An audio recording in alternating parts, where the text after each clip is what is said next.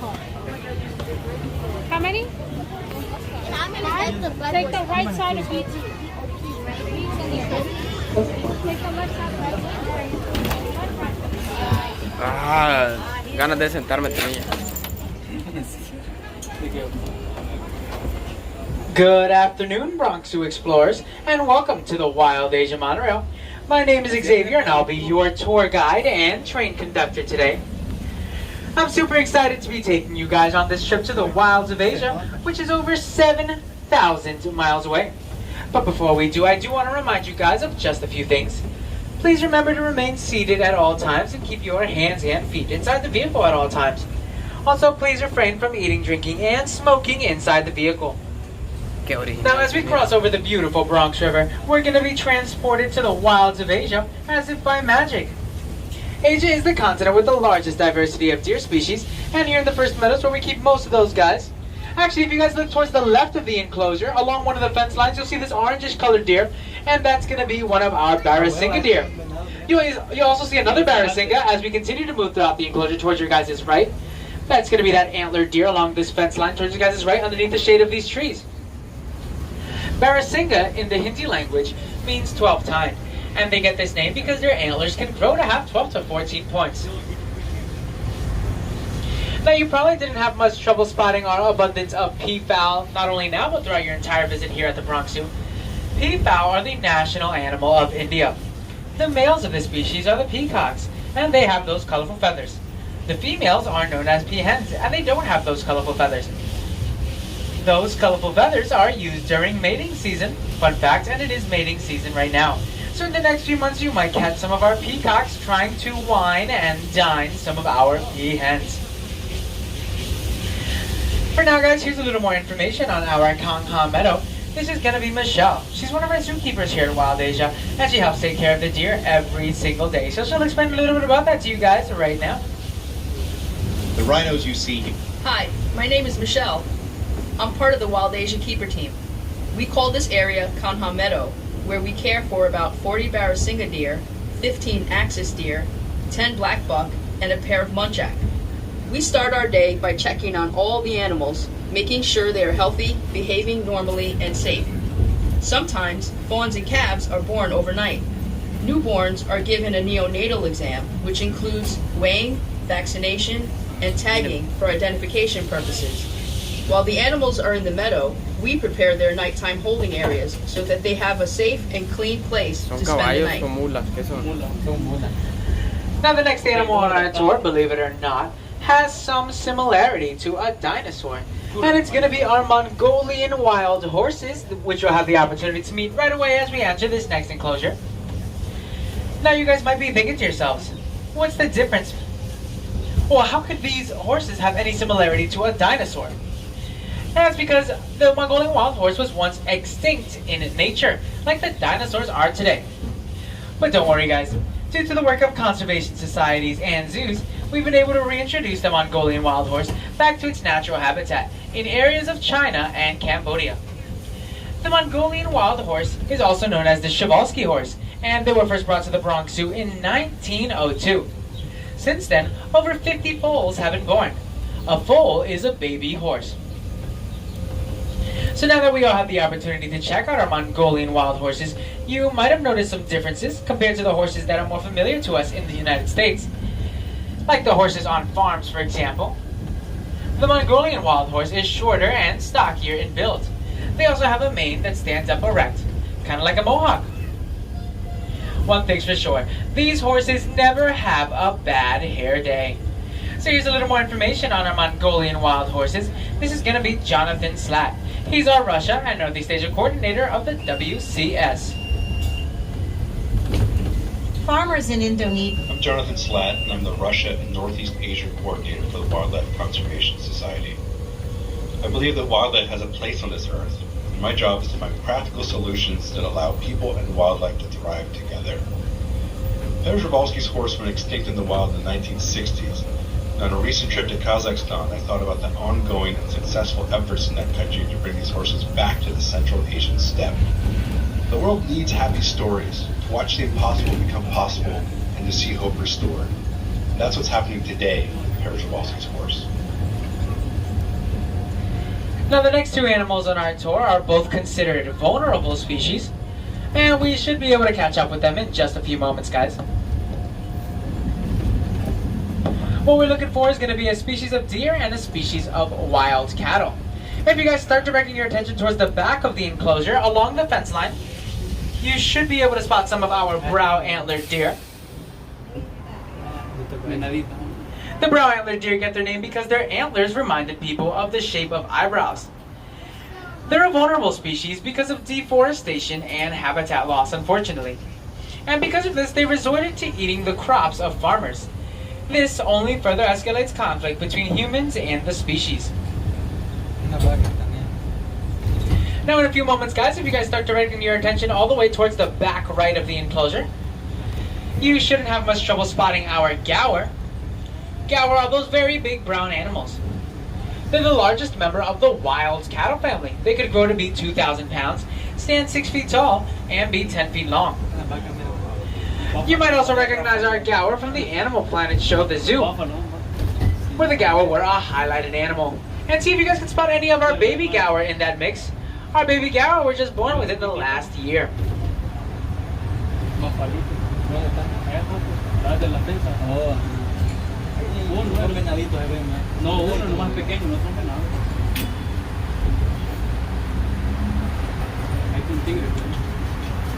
Now as we continue on our journey, you might start hearing some noises that don't really remind you of the wilds of Asia. And that's going to be the noise of the concrete jungle, more specifically the Bronx River Parkway, which is right behind us at the moment. The wall that you guys see built in front of you, this big wooden fence, was built to protect our next animal from the noisy city streets. That animal is the tiger.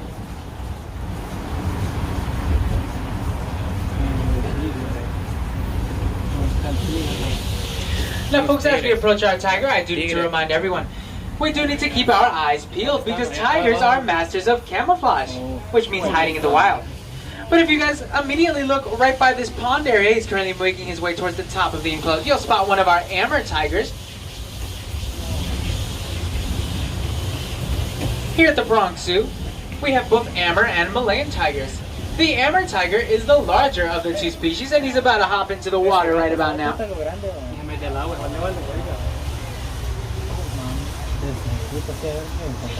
In the wild, tigers love to eat species of wild hog and small to medium-sized deer.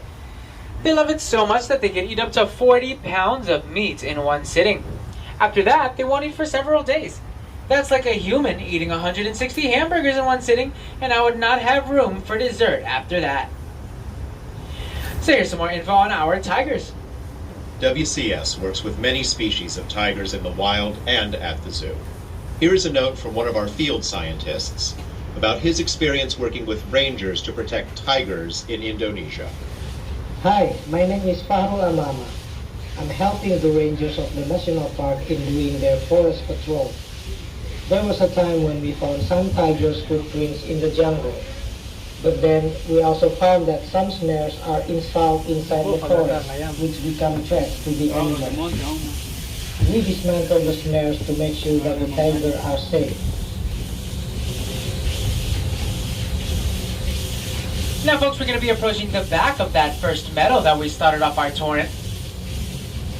And here we're going to have the opportunity to see some more of those Pea Fowl that we met earlier. Also, if you guys look into the distance, you might be able to spot this horned animal, and that's actually going to be some of our black buck antelope. They're right in the center, right by those central trees over there.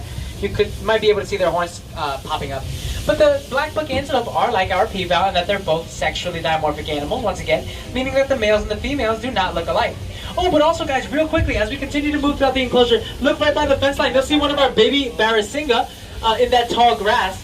That baby was just born about 2 weeks ago, which is pretty cool.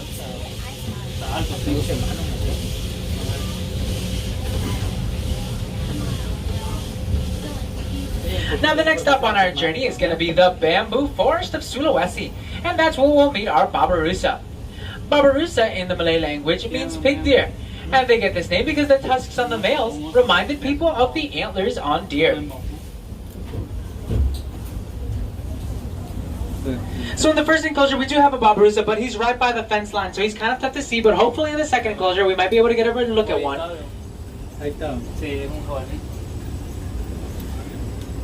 Oh, actually, if you guys look into that water underneath that log, you'll be able to spot one of our male babiruses in that little pond area, guys.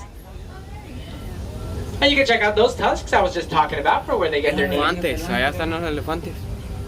Los repelentes. Los repelentes. Wow. Solo había visto la manjula en El Salvador. Now, folks, don't worry if you had any trouble spotting our babirusa, because you won't have any trouble spotting our next animal. And that's gonna be the Asian elephant. We actually have two of them out today. Their names are Happy and Patty, and they're both over 50 years old. But don't worry, guys. As we all know, 50 is the new 30. Elephants can grow to be 10,000 pounds, and in order to support that weight, they need to be able to eat 200 pounds of hay and 60 gallons of water every single day. And if you take a look at their trunks, there's over 40,000 muscles in that trunk. That's more than the entire human body. So here's some more info on our elephants. WCS works in the field with both African and Asian elephants. Here is a note from our field scientists who work with Asian elephants. My name is Donny Gunaryadi, and I'm the Elephant Conservation Coordinator for WCS Indonesia. The first time I saw a Sumatran elephant, I thought, this is a magnificent creature. They will be safe because they are so big. But the truth is, they have declined 50% since the 1980s. Even though rats and insects cause more damage to crops than elephants, because the elephant is so huge, psychologically it seems more threatening. So when there is conflict, the farmers poison the elephants. In response, we created a crop protection unit to mitigate conflict and send the elephants back into the park. And it's been a huge success. Since we started in 2003, no elephants and no people have been killed. Now the next animal on our tour is going to be the mighty rhino, and we'll be able to catch up with her in just a few moments, guys. It seems that she's going to be at the second part of the enclosure. Now what we're going to be seeing here is going to be an Asian rhino. Here at the Bronx Zoo, we have both Asian and African rhino. The African rhino are at the zoo center, so if you guys want to check those guys out, please do. The biggest difference between the two species is that the African rhino has two horns, while the Asian rhino, like this one, only has one. Now once we clear these trees, look into that muddy puddle and you'll be able to spot one of our rhino. That muddy puddle is actually called a mud wallow. And that's where rhinoceros love to spend a lot of their time. Because contrary to popular belief, the skin of a rhino is quite sensitive. So they love to hang around this mud because that mud will protect them from the sun as well as from bugs. And here's a fun fact for any moms on the tour today. A female rhino is pregnant for 16 months at a time. So here's some more info on our rhinos. The rhinos you see here are Indian rhinos. We work with habitats all over the world that are homes to rhinos. Here is a note from our field office in Sumatra, Ed Wulan, who works with the Sumatran rhino. Sumatran rhinos are the smallest of the world's rhinos, and they are considered critically endangered. My name is Milan Tigers, and I'm the Species Conservation Specialist for WCS Indonesia program. We carried out an island-wide survey of the last wild population of Sumatran rhinoceros in Indonesia. With so many unknowns on how to manage Sumatran rhinos in the wild or captivity, our studies showed definitively that we must protect them at source. The cost of doing nothing could be the extinction of the species, and I can't imagine that. So the next two animals on our tour are going to be a species of deer and a species of antelope. And you'll be able to meet the species of deer as we enter this enclosure. That's going to be these first dark colored animals that you'll see. These are our sambar deer. Sambar deer are the largest species of deer in all of southern Asia. They could grow to be 650 pounds, stand 5 feet tall, and have antlers that are 3 feet long.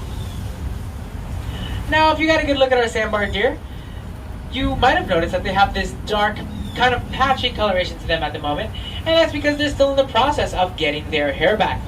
They were losing their hair, getting ready for hot girl summer, So that's what makes him look a little darker compared to the lighter animals in this enclosure, the nilgai antelope, which we should be catching up to in just a few moments, guys.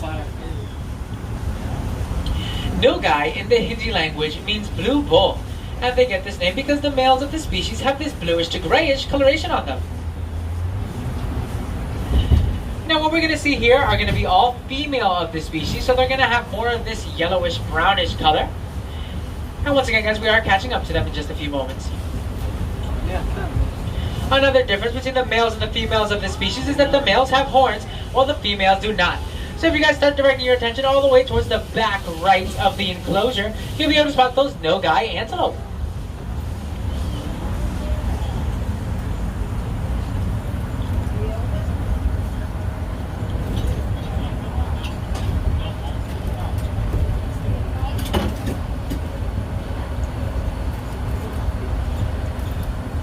Now the next animal on our tour can be tough to spot, and it's because they only grow to be about 40 pounds.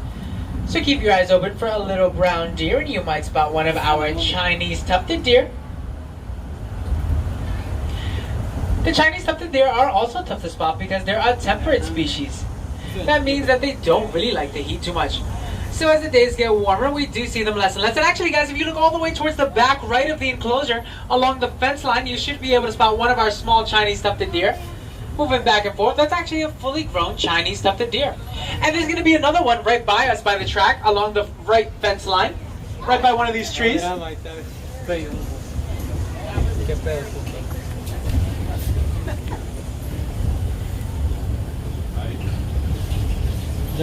Next, we're going to be crossing over the beautiful Bronx River once again. And this is the highest point in elevation of our tour at 35 feet. It offers a gorgeous view of our Bronx River. And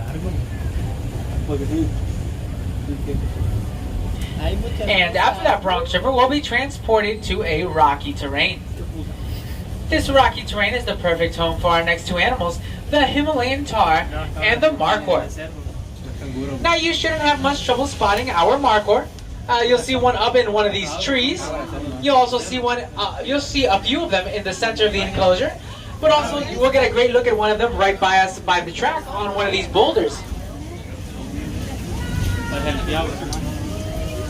As we do check out our markhor, check out those corkscrew-shaped horns, which I would say are their most famous characteristic. The male's horns can grow to be 5 feet long, while the female's horns can grow to be about 2 feet long. Markhor are the national animal of Pakistan. Now we're also on the lookout for another species of wild goat, and they're going to be our Himalayan Tart. They are a little tougher to spot because there's only 3 of them in the whole enclosure, but their horns just curve back towards their head. They don't have that corkscrew shape. And if I do spot them, I will point them out to you guys.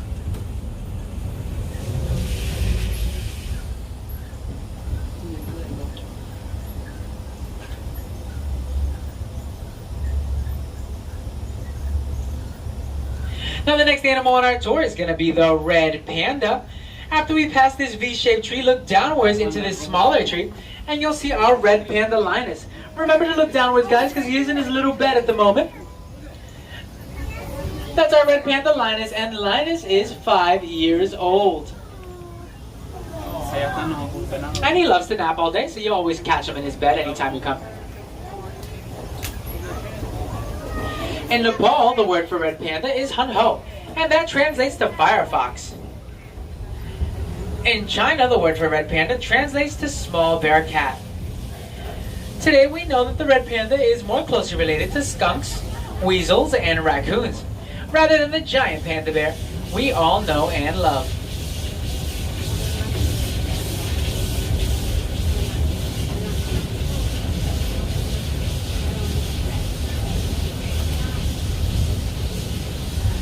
Now folks, unfortunately, as we come around this final bend, our tour is going to be coming to an end.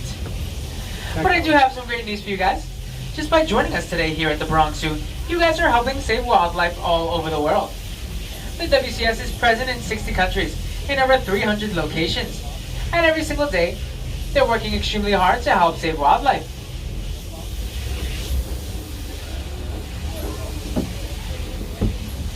If you guys want to do more to help save wildlife, I urge you guys to consider becoming a member of the WCS. As a member, you guys can enjoy perks like getting discounted tickets, learning about events before non-members, and even getting a free t-shirt every year, which is always fun.